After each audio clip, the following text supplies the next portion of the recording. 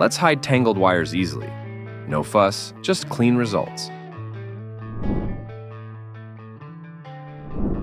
Measure the length of the cables you want to cover and cut your cord cover slightly longer. Mark the screw holes on the wall, then drill pilot holes and insert anchors.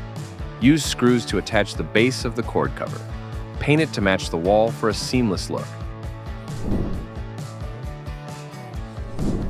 To hide wires inside the wall, find 2 studs with a stud finder. Mark where the upper hole and lower hole will go. Use a hole saw bit to drill the pair of holes. Thread cords through the top hole, grab them from below, then snap in hole covers for a clean finish. Use flexible cable tubing to hide cords behind the desk. Measure and cut flex tubing, then split it lengthwise. Wrap the tubes around the cords for a neat look.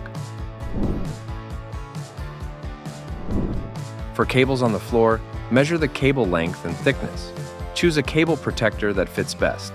Lay it over the cords in low traffic areas and avoid placing heavy items on top to maintain effectiveness.